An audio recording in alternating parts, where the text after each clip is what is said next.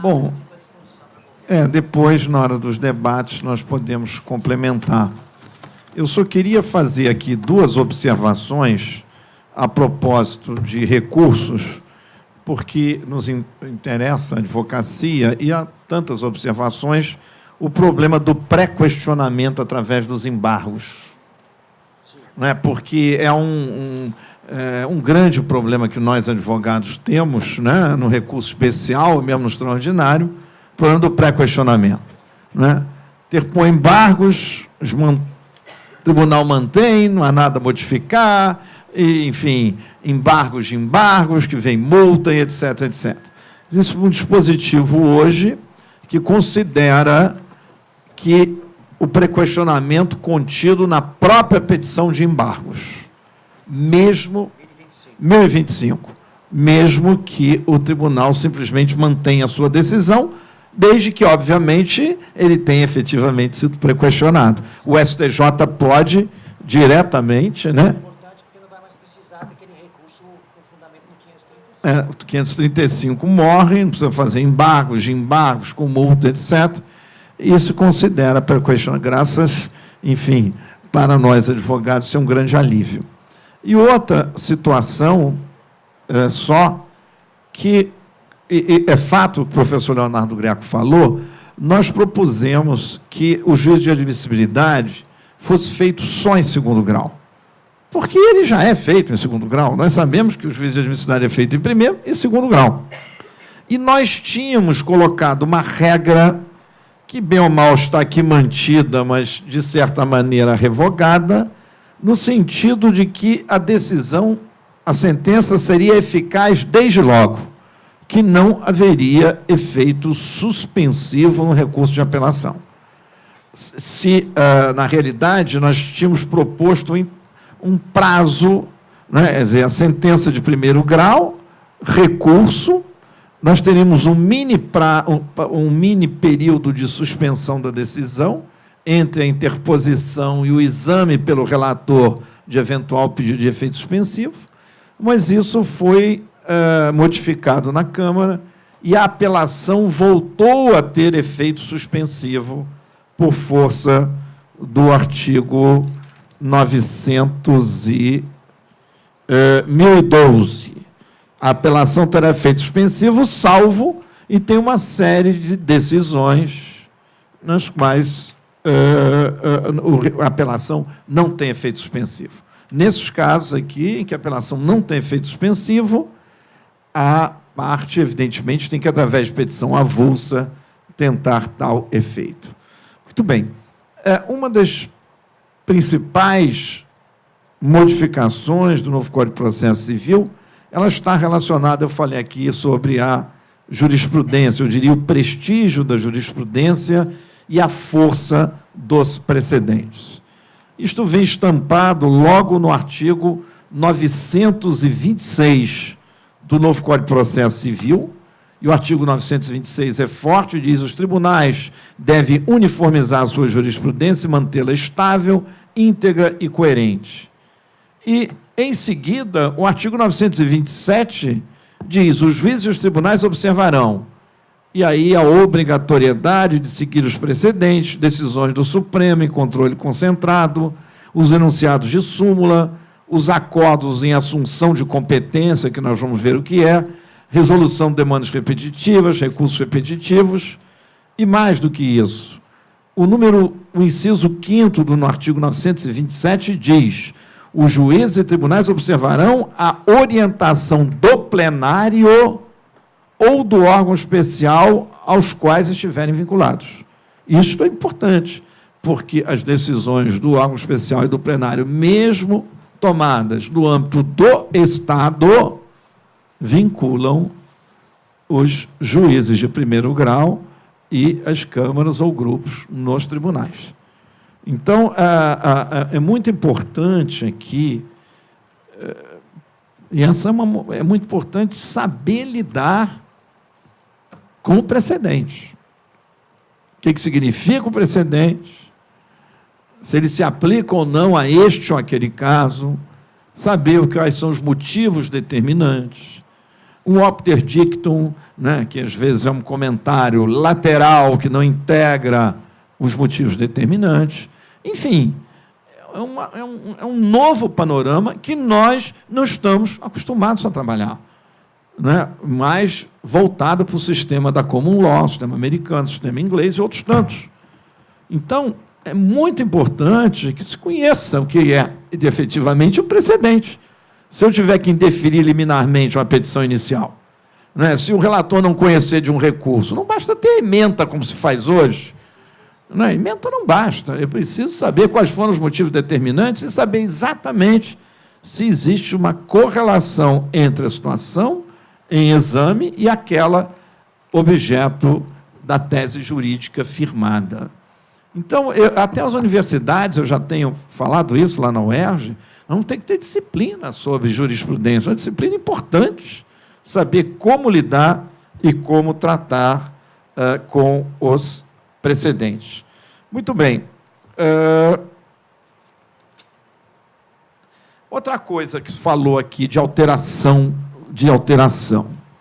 É evidente que, no momento em que o novo código ele tem uma concentração muito forte na formação de precedentes, ele também não pode engessar o sistema.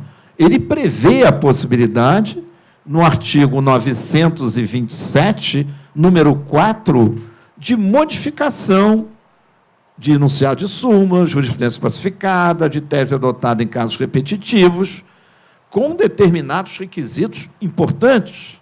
Dentre eles, a necessidade de fundamentação adequada e específica, considerando os princípios da segurança jurídica, da proteção da confiança e da isonomia, e com a possibilidade, eu diria muitas vezes, quase que uma obrigatoriedade, de modulação dos efeitos, para não ter surpresa. Não é? Quer dizer, se nós queremos que, pelo princípio da segurança jurídica e da proteção da confiança, as partes saibam as regras do jogo, não é? Qual é o direito aplicado, até para saber se ela deve ou não ingressar em juízo, não é razoável, né, que esta mudança possa prejudicar quem se valeu dessa confiança e dessa segurança. Daí a necessidade da modulação e da fundamentação específica neste sentido com a modificação. Agora, a modificação tem que ter. É lógico que a jurisprudência e o precedente tem que ser formado com responsabilidade, mas ele não pode ficar imune à modificação. Muito bem. Modificação. Passamos aqui para o exame de 3 institutos importantes. E são importantes porque todos eles, as decisões que forem tomadas, são vinculantes. Nós temos a assunção de competência, o incidente de assunção de competência, e nós temos o julgamento de casos repetitivos. Quais são os julgamentos considerados de casos repetitivos? Artigo 928. O incidente de resolução de demandas repetitivas e os recursos especial e extraordinários repetitivos. São considerados causas, demandas repetitivas. Muito bem. E eles compreendem não só os recursos, como também o incidente, enfim, está aqui muito bem. Vamos falar primeiro do incidente de assunção de competência. Notem bem, o incidente de assunção de competência, ele não é um julgamento de casos repetitivos, mas ele produz o mesmo efeito, que é uma decisão que irá vincular os demais casos que tratem da mesma questão de direito. Vamos aqui, assunção de competência, é o artigo 947. Quando é cabível este incidente? Este incidente é um pouco similar ao que nós conhecemos como hoje a uniformização de jurisprudência do Código de 73. Um pouco similar, mas não idêntico. Inicialmente, aqui eu até mudei. Eu disse que ia falar primeiro dos repetitivos, mas vou falar da Assunção. Então, vamos dar um pulo aqui para... Cadê a Assunção? Está aqui a Assunção. Depois volto para o repetitivo. Aliás, tinha que começar pela Assunção. A Assunção é tratada no artigo 947 e é similar ao nosso 555 hoje. O que diz o 947? É admissível a assunção de competência quando o julgamento de recurso de remessa necessária ou de processo de competência originária envolver relevante questão de direito com grande repercussão social, sem repetição em múltiplos processos. Notem bem, por que sem repetição em múltiplos processos? Porque quando houver repetição em múltiplos processos, ou nós vamos aplicar o repetitivo, ou aqui vamos aplicar no tribunal local o incidente de resolução de demandas repetitivas, sobre o qual nós vamos falar daqui a pouco. Então, a admissibilidade dele tem que versar sobre a mesma questão de direito, ele pode ser suscitado em grau de recurso ou remessa necessária e a finalidade dele é justamente quando houver essa questão que tenha uma questão aqui de grande repercussão social, relevante questão de direito, o tribunal resolva logo, e aqui eu diria, é uma questão tão relevante que possivelmente pode vir a ter uma repercussão social imensa e até no futuro a se aplicar em outras situações. São casos que ainda não gerariam repetitivo, não gerariam incidente de demanda repetitiva, e a previsão também é a possibilidade de prevenir, está aqui, de prevenir eventual decisões contraditórias no tribunal. A questão que surge, outra controvertida, que tem uma repercussão social intensa, isso pode ocorrer com uma questão tributária importante. Então, neste incidente de assunção de competência, o que ocorre?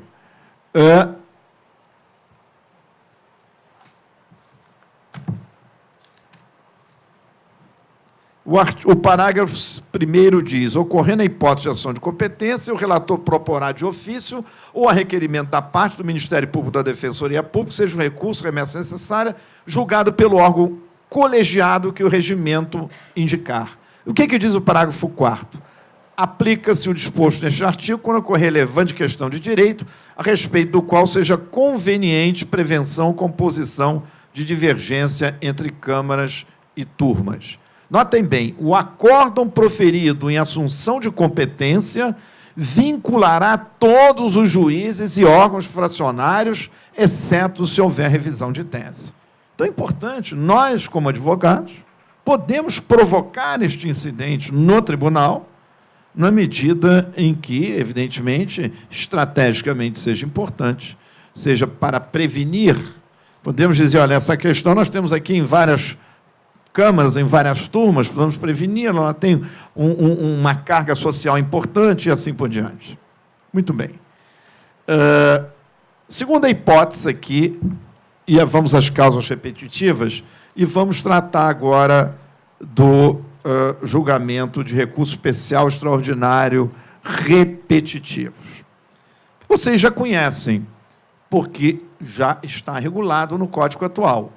É evidente que o novo Código melhorou e muito o procedimento, esclareceu uma série de dúvidas a respeito do assunto. E como é que funciona na prática agora? Artigos 1036, se eu não me engano, acho que até 1041. E mais, regula o recurso especial repetitivo e extraordinário em conjunto, porque a única diferença que eles têm é que no recurso extraordinário repetitivo é preciso que ocorra a repercussão geral. O que ocorre? O presidente do tribunal, ou vice-presidente do tribunal, aqui no Rio é o vice, ele pode selecionar, recursos que tratem da mesma questão de direito, repetitivos, e ele remete para o Tribunal Superior, STJ, se a questão for federal, Supremo, se for constitucional, e quando o presidente ou vice-presidente entender que é caso de julgamento de recursos repetitivos, ele determina a suspensão de todos os processos que tramitam no âmbito da jurisdição daquele tribunal. Todos. Não só aqueles sobrestados no tribunal, mas processos coletivos, processos individuais e processos no juizados. Muito bem, na realidade, a providência pode ser do presidente ou do vice-presidente de um tribunal local, estadual ou tribunal regional federal, mas também pode ser uma providência tomada nos tribunais superiores pelo ministro relator de determinado caso, que resolva afetar este caso, que é o termo, para ser julgado como recurso repetitivo. Então, pode ser afetado diretamente no Tribunal Superior e pode vir por força de remessa dos tribunais locais. Muito bem. Quando o processo chega no Tribunal Superior, ou lá se inicia, é preciso que haja um juízo de admissibilidade. Quando começa lá, o juízo de admissibilidade já foi feito, porque o ministro achou que era caso, então já determinou. O juízo de admissibilidade se põe quando o relator designado no STJ ou no Supremo recebe aqueles casos selecionados. Por que que o presidente, o vice-presidente do tribunal, deve selecionar mais de um caso? Primeiro, ele tem que tomar cuidado ao selecionar, para selecionar aquele que tiver a mais ampla fundamentação. Aqui é muito importante. Ele tem que selecionar o melhor ou os melhores recursos com a mais abrangente fundamentação. E mais, eu acho que ele também tem que ter um olho na chamada legitimidade adequada. Quem é a parte? Quem é o advogado que está levando aquilo? Isso é importante, pelo que o professor Greco falou, porque uma decisão tomada no repetitivo vincula todo mundo, tenha ou não participado do processo. Inclusive, existe uma resolução 160 do CNJ que criou, no âmbito dos tribunais, eu nunca vi funcionar, e no âmbito do STJ, o NUCER, que é um núcleo de recursos repetitivos formado justamente para selecionar os melhores recursos. Não sei como funciona isso muito bem, mas, enfim, a seleção do recurso é extremamente importante. Bom, o relator recebe. Se o relator entender que não deve admitir o recurso, não admitir o recurso, que não é caso de repetitivo, o que o relator faz? O relator simplesmente recusa, devolve para o presidente ou vice-presidente do tribunal, e o presidente e vice-presidente do tribunal deve o quê? Determinar o quê? Que os processos até então suspensos prossigam. Muito bem. Se o juízo de admissibilidade for positivo,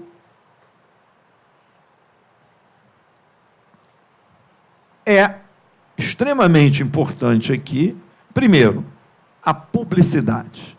O novo Código teve uma preocupação muito grande com a publicidade. É preciso saber o que está acontecendo. Não é? Os repetitivos estão sendo julgados aí, não sei, não é incidente de resolução de demandas repetitivas, ação de competência. Como é que eu sei? Se a finalidade é justamente tentar diminuir o número de processos, fazendo com que aquelas teses jurídicas que se repetem, cerca de 30% dessas centenas, desses milhões de processos que correm aí, diminuindo este número, e não só diminui o número, porque evita que novos feitos ingressem, porque a coisa julgada também, ela se estende aos casos futuros aqui. E então nós vamos ter um número de ingresso de processos na justiça brasileira menor que o número de saídas, o que não ocorre hoje. E com isso nós vamos começar a diminuir o número de processos. Daí a importância, no meu modo de ver, dessa sistemática. porque não tem como, nós não temos como fazer concurso de juiz, escrevente, criar fóruns. Quer dizer, nós temos aqui uma litigiosidade desenfreada, importante, sim, importante. É preciso que o cidadão possa recorrer à justiça, etc. E não como na época que eu comecei, que só tinha um fórum ali no centro do Rio de Janeiro, todo de mármore, que a pessoa tinha medo de entrar lá dentro. Né? Tinha medo. Justiça não era para pobre ou para quem tivesse algum tipo de direito. Então, isso levou a uma demanda imensa e nós temos que nos adaptar a isto. E nós temos que nos adaptar ainda, que não idealmente, forçando precedentes ou criando novos sistemas, mas é a única forma hoje que nós temos de tentar controlar essa massificação de processos. Muito bem. Então, o relator faz o juízo de admissibilidade. E aqui foi uma pena, porque nós tínhamos colocado que o repetitivo tinha que ser julgado em 1 ano. Se ele não fosse julgado em 1 ano com preferência sobre tudo, qual era o castigo? Tudo voltava a correr. Aí o judiciário ia correr. Aí ia correr, dizer, não, vamos julgar em 1 ano, senão tudo aquilo, aqueles milhares de processos voltam a correr. Essa lei de 4 de fevereiro aí, daqui, tirou isso, tirou. Não manteve 1 ano, mas tirou a consequência jurídica, a sanção. Não diz qual é a sanção. Eu acho que eu vou pedir para o meu prosseguir, se não julgar em 1 ano. Mas o tribunal não vai dar, porque ele tirou justamente por causa disso, né? Para não ter que julgar em 1 ano. Né? Enfim, é igual o problema daquilo que eu falei, do calendário para o julgamento, da prioridade dos processos conclusos. Tirou, mas eu acho que continua, né? O julgamento cronológico. Enfim. Outra coisa importantíssima aqui que o professor Greco tocou, e nós, como advogados, sentimos isto. Sempre que houver a suspensão de um processo por força de uma causa repetitiva, pode ser o que nós estamos tratando agora, ou do incidente de resolução de demandas repetitivas, que eu vou falar daqui a pouco, as partes têm que ser intimadas. Isso é muito importante. Por quê? Porque ela pode querer demonstrar que o caso dela é distinto. É a chamada distinção do sistema norte-americano. Eu tenho o direito de sustentar que meu caso é distinto, porque senão, de repente, eu estou envolvido. Vocês imaginem se meu caso é diferente, está suspenso no tribunal, é julgado de uma maneira e os recursos sobrestados não são conhecidos, e o meu está lá junto. Né? Então, a distinção é extremamente importante.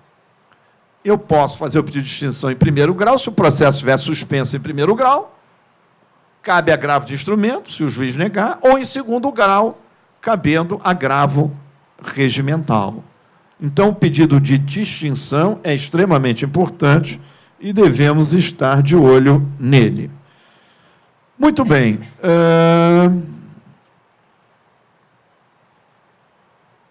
Eu posso também pedir as medidas de urgência, mesmo com processo suspenso, ao juiz ou ao tribunal, dependendo do caso. Gravo. Não, eu estava lembrando aqui, quando eu falei da distinção, de um caso de poupança, esse caso da poupança do Sistema Financeiro de Habitação, que está para se julgar no Supremo. Ele é um caso, esse caso está no Supremo, é limitado à questão constitucional, da responsabilidade de pagamento, etc. Existe uma série de outras situações de natureza infraconstitucional. Só que aqui qualquer caso que trate de índice inflacionário, de planos, está tudo suspenso. Seja a questão constitucional, seja outra questão. Eu mesmo tive um caso. E, na época, não tinha recurso no Código de hoje. O Tribunal Superior não admitia recurso, e aqui muito menos. Fizemos um agravo regimental, foi uma celeuma tremenda, e o tribunal, para facilitar, admitiu o nosso recurso e mandou. Aí ganhamos lá no tribunal, mas foi a solução que eles deram na época. Enfim, então, esse problema da distinção é extremamente importante. Temos aqui, só para eu calcular, Graco, você me avisa aí, temos também aqui, uns 10 minutos antes, eu tenho aqui também, importante falar sobre o procedimento. É um procedimento que procurou ser democrático, com possibilidade de audiências públicas, participação do amicus curiae, obrigatoriedade de analisar todos os fundamentos da tese jurídica discutível, favoráveis ou contrária. Não, mas isso está no 489. Eles tiraram agora o 489, numa regra que tinha lá que obrigava a examinar. Entendeu? Não, Era o parágrafo 3º do 1038. não, mas o 489 eles não mexeram. Não, eles não mexeram. Eu, por força do 489, mas eu acho que por 489 continua valendo. Eles deram nova redação, parágrafo 3º do 1038, dizendo que o conteúdo do acordo agendará análise dos fundamentos relevantes.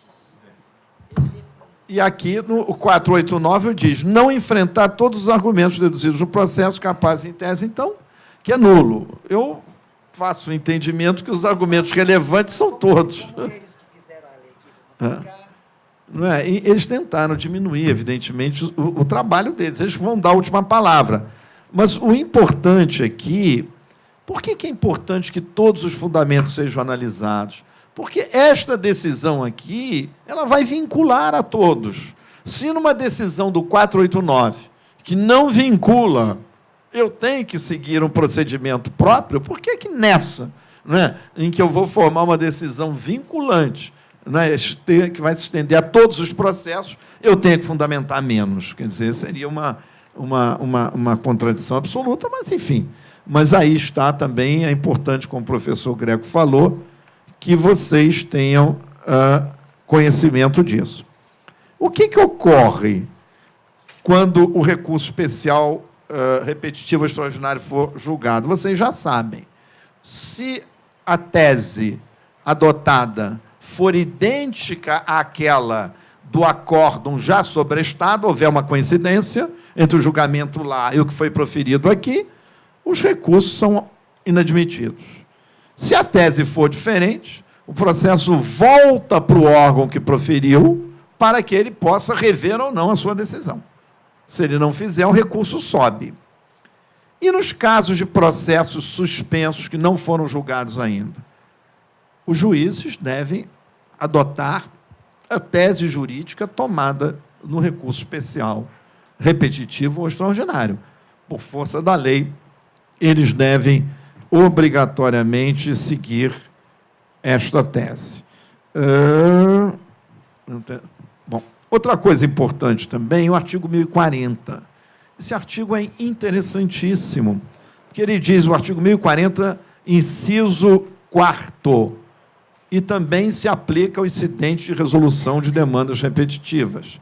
Diz o seguinte: se os recursos versarem sobre questão relativa à prestação de serviço público, objeto de concessão, permissão ou autorização, o resultado do julgamento será comunicado ao órgão, ao ente ou agência reguladora competente para fiscalização da efetiva aplicação por parte dos entes sujeitos à regulação da tese adotada.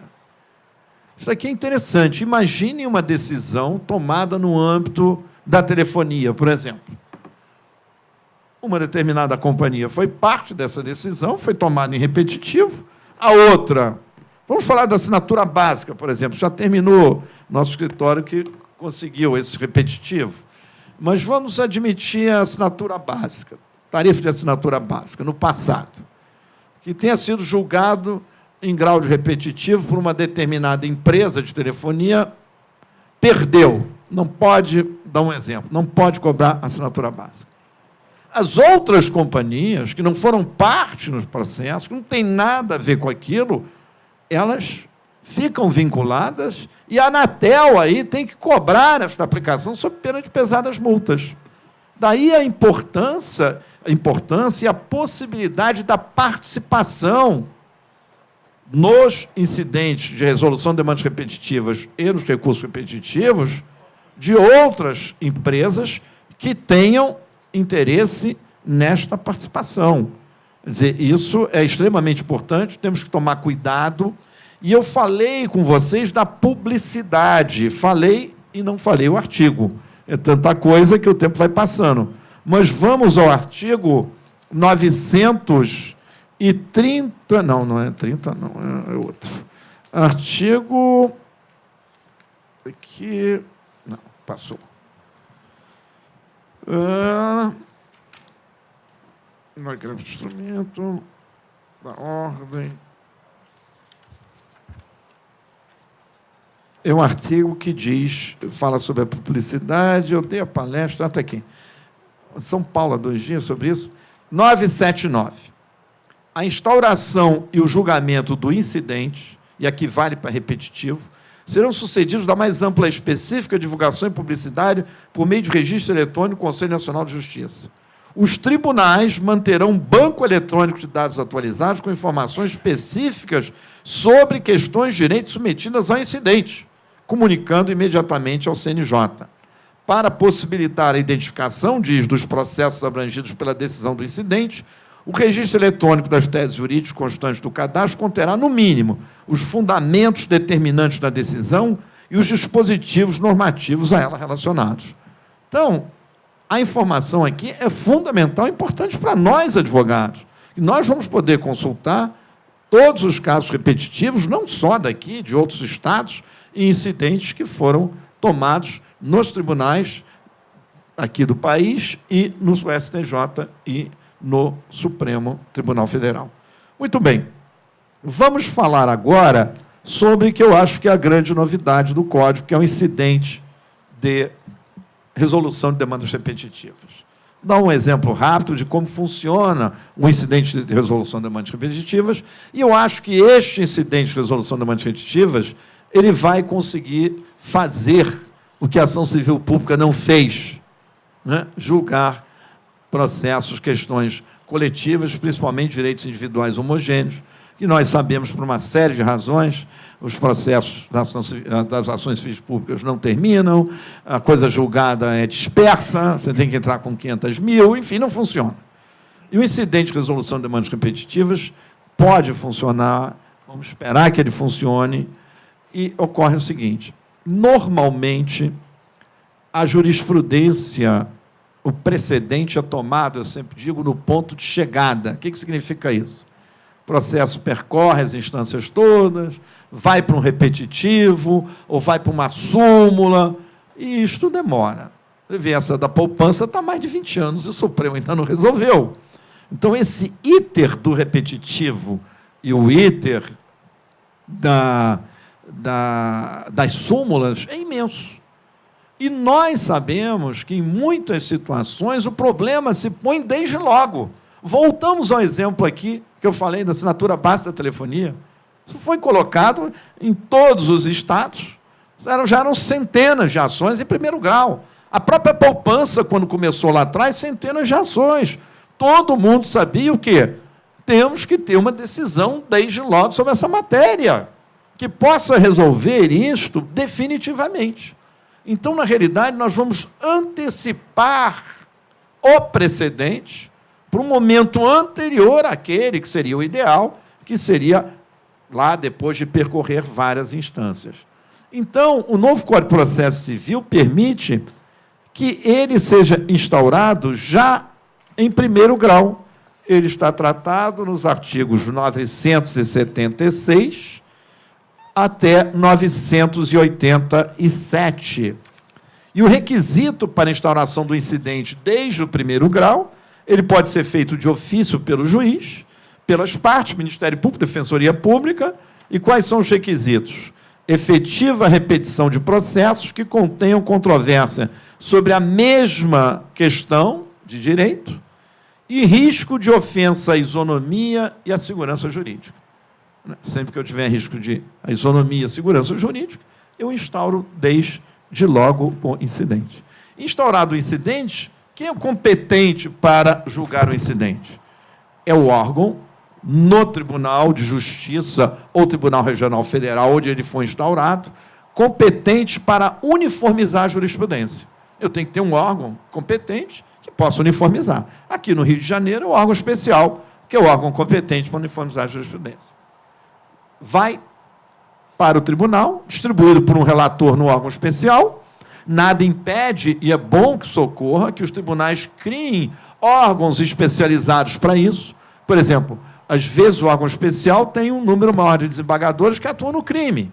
Não é? Então, a especialização é importante, consumidor, civil, societário e assim por diante. Mas, por enquanto, é o órgão especial. Vai o relator, ele...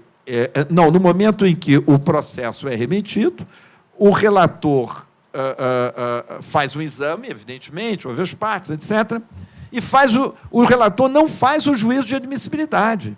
Isso é interessante.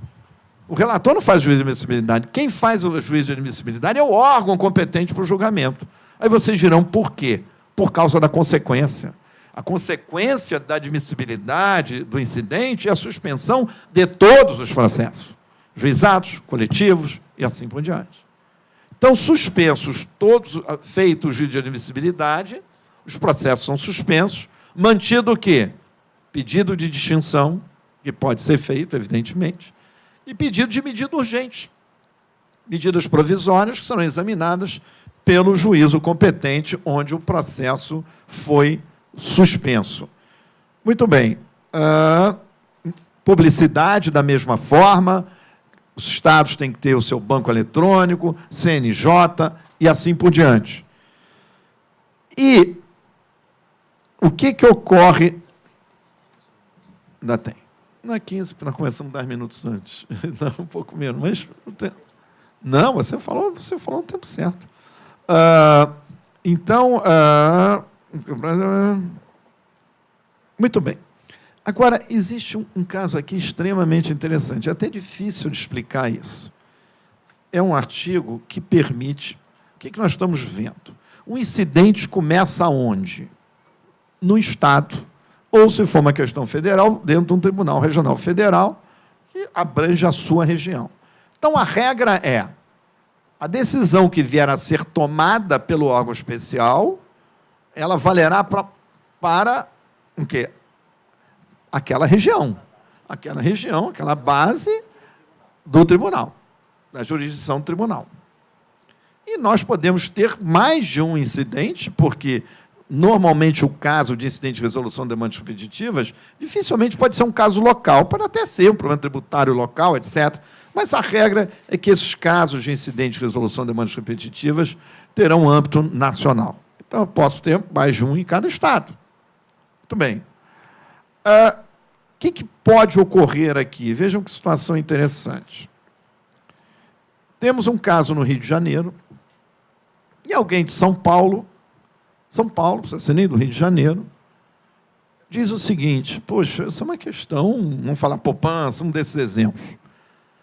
Ele pode fazer um requerimento, um legitimato, pode fazer um requerimento ao STJ ou ao Supremo, dependendo da questão base, a tese jurídica ser infraconstitucional ou constitucional, e este relator, para o qual foi distribuído este pedido, que eu vou falar qual é agora, que é um pedido de suspensão em todo o território nacional de todos os processos. Notem bem, eu não tenho nem decisão ainda sobre o incidente. Eu tenho incidente admitido, eu não tenho decisão sobre o incidente, e eu já posso pedir no STJ ou no Supremo a suspensão dos processos em todo o território nacional, mesmo naqueles estados ou regiões em que não exista um incidente. E o relator pode conceder, sob condição. Qual é a condição? De que, uma vez julgado aquele incidente, haja o quê? Recurso especial ou extraordinário. Então, uma suspensão sob condição da futura interposição do recurso especial extraordinário. Muito bem. Voltamos agora ao incidente, depois vamos falar mais um pouco sobre isso. Instaurado o incidente, juízo de admissibilidade, suspenso dos processos. Aqui nós temos também um procedimento amplo, amicus curiae, Ministério Público, partes, audiências públicas e assim por diante, prazo de 1 ano. O que nós queremos aqui é que esse julgamento seja o mais abrangente possível. Muito bem. Proferida a decisão pelo tribunal, essa decisão vai vincular todos os processos no âmbito da jurisdição daquele tribunal. Mesmo que o tribunal, mesmo que o STJ tenha feito a suspensão de todo o território nacional, esta decisão aqui do Rio de Janeiro vai vincular os processos no Estado do Rio de Janeiro. Muito bem. E o que ocorre? Existe um incentivo para que haja recurso. Por que existe um incentivo para que haja recurso? Porque o que se quer, na realidade, e eu repito, normalmente os casos que têm por objeto o incidente de resolução de demandas repetitivas são casos que não estão restritos ao âmbito de um Estado. São situações, de problemas de plano de saúde, bancos e mesmo de serviços públicos concedidos, e que são processos que as teses jurídicas se repetem. E eu digo, isso é extremamente importante para as empresas. Eu tenho certeza que, para as empresas que tratam de advocacia de massa, isso é bastante importante. Por quê? Porque elas vão ter... As regras do jogo vão estar definidas desde logo. Elas vão ter que administrar centenas de milhares de processos, com centenas de milhares de escritórios, prazos perdidos, multas por não cumprimentos. Isso é uma loucura, uma coisa enfim, a pessoa perdeu o rumo com esse controle. Então, é importante que as companhias tenham, desde logo, as empresas, as suas teses firmadas. Daí a importância de saber tratar esses novos institutos naquelas empresas que eu digo que têm advocacia chamada de massa. Muito bem. Por que o incentivo ao recurso? Olha que interessante. Porque o recurso interposto contra a decisão que fixou a tese jurídica no âmbito do Estado ou do Tribunal Regional Federal tem efeito suspensivo. Quer dizer, nós que não queríamos efeito suspensivo, passamos a adotar efeito suspensivo neste caso. Por quê? Porque todos aqueles processos que estavam suspensos ficariam vinculados àquilo. Então, nós queremos um efeito suspensivo aí, dada a importância do julgamento de uma tese jurídica que pode alcançar milhares e, às vezes, milhões de processos. Então, o recurso sobe para o STJ ou para o Supremo Tribunal Federal, julgado por um ou por outro, o que ocorre? Aquela decisão passa a valer para todo o país. Para todo o país. Podem ter críticas, sim. Puxa, nós vamos formar um precedente no ponto de partida, não no ponto de chegada. É perigoso. Pode ser que tenha que ser modificado ou não, mas também a realidade diz que nós não podemos esperar o que nós estamos esperando hoje, porque não funciona. Até chegar uma súmula, até chegar um repetitivo, nós já estamos absolutamente congestionados. E a coisa julgada aqui vale para os processos em curso, vale para os processos futuros, e mais, vincula as agências reguladoras a poder fazer cumprir aquela decisão tomada no incidente de resolução de demandas repetitivas. Enfim, pode, evidentemente, não ser o melhor caminho, mas eu acho que nós não temos muitas opções em termos de estrutura, de país, de juízes e de quantidade de processos, e a equação é simples. Evidentemente, se nós conseguirmos diminuir um número grande de processos, como conseguiremos com esses novos institutos, e, portanto, quando surgir amanhã um novo caso que se prenuncia repetitivo, como uma nova poupança e tudo, o incidente poderá, desde logo, obter um julgamento para regular todos aqueles casos. Nós vamos ter um número menor de ingressos do que o número de sentenças, do que saídas, porque hoje é o contrário. O número de sentenças é inferior ao número de ingressos. Então, isso é uma bola de neve sem fim. E aqui nós vamos ter uma solução, se não uma ideal, uma solução que possa, enfim, desde que adotada, desde que bem utilizada, com, enfim, os requisitos próprios de fundamentação, da possibilidade da intervenção de terceiros, de interessados, e os advogados das empresas vão ter que estar com um olho imenso nisso, verificando que uma decisão tomada ali vai alcançar importantes teses jurídicas desenvolvidas pela empresa. Daí, eu acho que é uma modificação extremamente importante que merece estudo e reflexão. Bom, são 5 para as 5, nós vamos terminar às 5, e agora eu abro para o público, aí, para os convidados, eventuais questionamentos, alguma dúvida que tenham, algum assunto que queiram conversar.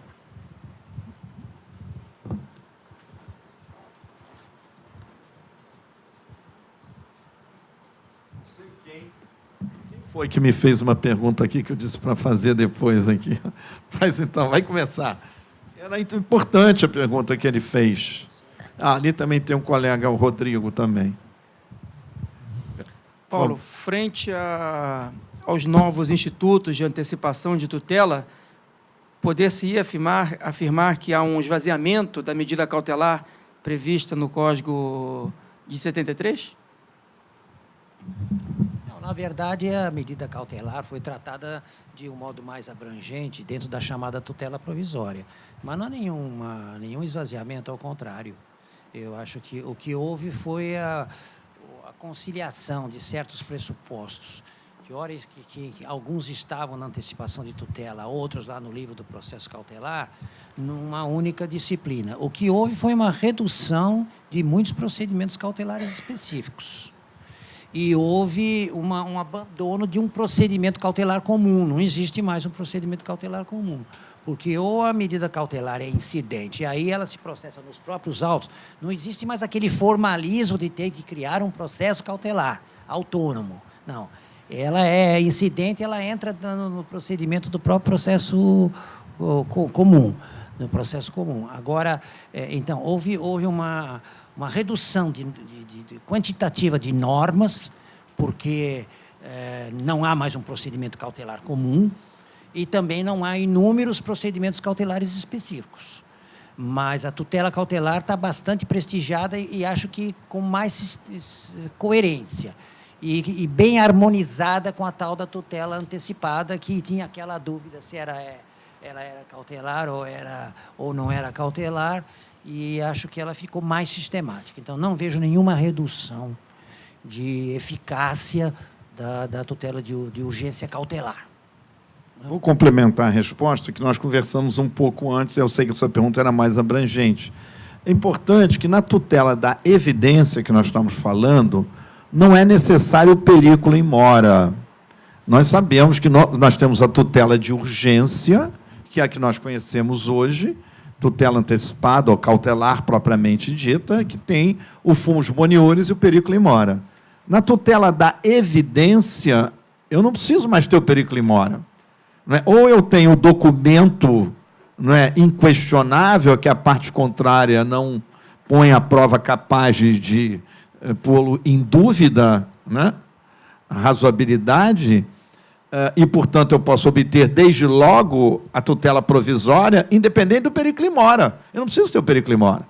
Se eu tiver uma decisão tomada em repetitivo ou incidente, eu consigo a tutela da evidência, pouco importa que tenha ou não periculum in mora. Essa também é um outro detalhe importante